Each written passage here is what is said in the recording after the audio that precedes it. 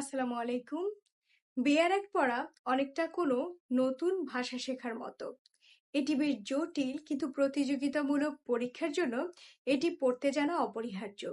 যেহেতু bear act হচ্ছে মূল আইন, যা সংসদে পাশ হবার পর একদমই অপরিবর্তিত থাকে, তাই এর ভাষা শৈলী কঠিন হয় এবং আমরা পড়তে ভয় পাই। ফলশ্রুতিতে বাজারের গাইডগুলোর উপরে নির্ভরশীল হয়ে পড়ি। গাইড বই কখনোই বেয়ার অ্যাক্টের বিকল্প হতে পারে না, শুধুমাত্র সহায়ক হতে পারে। আজকে মূলত আমরা বেয়ার অ্যাক্ট কিভাবে পড়তে হয় তার কিছু নিয়ম সম্পর্কে জানব। 1 নম্বর নিয়মটি হচ্ছে ইন্ডেক্স। সরাসরি ধারায় যাবার আগে ইন্ডেক্সটা একবার স্কিম করুন। ইন্ডেক্স আপনাকে আইনের কাঠামো বুঝতে সাহায্য করবে। কোন অধ্যায় কি রয়েছে, কোন সেকশনে কি রয়েছে, আপনার ব্রেনে একটা ম্যাপ তৈরি হয়ে যাবে। আপনি প্রতিদিন যখন পড়ার আগে 5 মিনিট ইন্ডেক্স রিভিশন দিবেন, ধারাগুলো খুব সহজেই আপনার আয়ত্তে চলে আসবে। 2 নম্বর পয়েন্টটি হচ্ছে ভাষা। বেয়ার অ্যাক্ট ইংরেজি বাংলা দুটো ভাষাই হয়ে থাকে। অনেক ক্ষেত্রে যারা ইংরেজিতে দুর্বল থাকেন, বেয়ার অ্যাক্ট সম্পর্কে তাদের ভয়টা সবচেয়ে বেশি থাকে। প্রথমে আমি বলবো ইংরেজি বাক্যটি পড়ুন, তারপরে তার বাংলা অনুবাদ দেখুন। লিগ্যাল টার্মসগুলোর নিচে দাগ দিয়ে পাশে তার বাংলা অর্থ লিখে রাখুন। এতে আপনার শব্দভাণ্ডার বৃদ্ধি পাবে। 3 নাম্বারটি হচ্ছে সংজ্ঞা বা সেকশনের মধ্যে কোনটি আগে পড়বেন সেটি নিয়ে অনেকের মধ্যে কনফিউশন থাকে। সঠিক পদ্ধতি হচ্ছে আগে মূল ধারাটি পড়ুন। যেমন ধরুন আপনি চুরি সম্পর্কে পড়ছেন এবং এর এলিমেন্টস গুলো পড়তে গিয়ে ডিসঅনেস্টলি শব্দটি পেলেন। এই শব্দটি ডেফিনেশন ক্লজে গিয়ে জেনে নিন মূলত ডিসঅনেস্টলি বলতে আইনের ভাষায় কি বোঝানো হয়েছে। এতে করে পড়াটা আপনার কাছে বোরিং লাগবে না। 4 নম্বর পয়েন্টটি হচ্ছে লাইন ব্রেক করে পড়তে শিখুন। আইনের একটি লম্বা বাক্যকে 3-4টি ছোট ছোট টুকরোয় ভাগ করুন।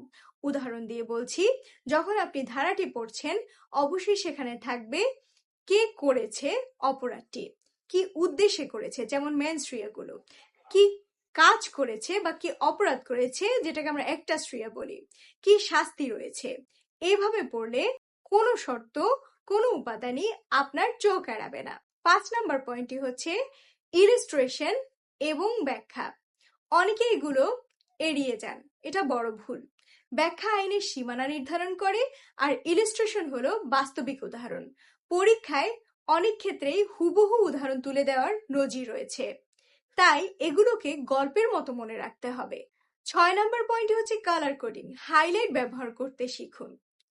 ধরুন আপনি মূল ধারাতে হলুদ রং করলেন, সময়সীমাগুলো যেমন 60 দিন বা 30 কার্য দিবসে আপনি লাল রং করলেন, শাস্তির ক্ষেত্রে আপনি অন্য একটি রং করলেন।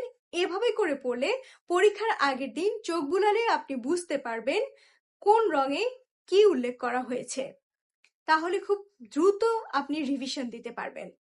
7 নম্বর পয়েন্টটি হচ্ছে টেক্সট বুক ও গাইড আপনি কখন পড়বেন। যখন আপনি বেয়ার অ্যাক্ট থেকে ধারাটি পড়ে ফেলেছেন, গাইড বই আপনার সহায়ক হতে পারে সহজ ভাষায় বুঝে নেওয়ার জন্য। তাই বাজার থেকে আপনি একটি ভালো গাইড বই দেখে শর্টকাটে বুঝে নিতে পারবেন।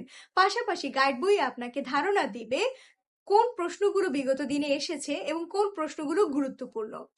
এবং সঠিক যদি আপনি ধারণা নিতে চান ধারাটি সম্পর্কে, অবশ্যই সেক্ষেত্রে টেক্সট বইয়ের বিকল্প নেই। মূলত টেক্সট বই আইনের ফিলোসফিটা বুঝতে সাহায্য করবে আপনাকে। আইনটা কতটা গভীর এবং এর কত বিস্তর আলোচনা রয়েছে আপনি টেক্সট বইতে পাবেন। 8 নম্বর পয়েন্ট হচ্ছে কেস ল। অবশ্যই ল্যান্ডমার্ক কেসগুলো আপনাকে খুঁজে খুঁজে পড়তে হবে, যা আপনি ধারা ভালোভাবে পড়ে যখন আয়ত্ত করে ফেলবেন তখন আপনি এই ল্যান্ডমার্ক কেসগুলো খুঁজে খুঁজে পড়বেন। এটি আপনার লেখাকে আরো শানিত করবে। 9 নম্বর পয়েন্টটি হচ্ছে লিগ্যাল ম্যাক্সিম। আইনে অনেক ল্যাটিন শব্দ থাকে, এগুলো মুখস্থ করা খুবই কঠিন। আপনি যখন আইনটি পড়বেন তখন এই বিষয়গুলোকে আপনি নোট করবেন। এতে করে প্রতিদিন যদি আপনি 5টা কিংবা 2টোও পড়েন, দিন শেষে আপনার অনেকগুলো ম্যাক্সিম শেখা হয়ে যাবে। সর্বশেষে আমি বলবো বেয়ার অ্যাক্ট পড়াকে অভ্যাসে পরিণত করুন। আপনি প্রতিদিন একটি রুটিন করুন, যেমন ধরুন আপনি 5 মিনিট ইন্ডেক্স রিভিশন দিবেন, এতে করে আপনার ধারা আয়ত্তে চলে আসবে। 20 মিনিট আপনি সেকশনগুলো ভেঙে ভেঙে অনুবাদ করে পড়তে থাকবে, এতে করে আপনার ব্রেনে একটা ম্যাপ তৈরি হয়ে যাবে। এছাড়াও আপনি হাইলাইটার ব্যবহার করুন, নিজের ভাষায় নোট করুন। এর ফলশ্রুতিতে আপনি যদি এভাবে 30 দিন অভ্যাসে পরিণত করতে পারেন বেয়ার অ্যাক্ট পড়া, বেয়ার অ্যাক্ট সম্পর্কে আপনার কোনো ভয় থাকবে না, আপনি বেয়ার অ্যাক্টে মাস্টার হয়ে যাবেন। ধন্যবাদ।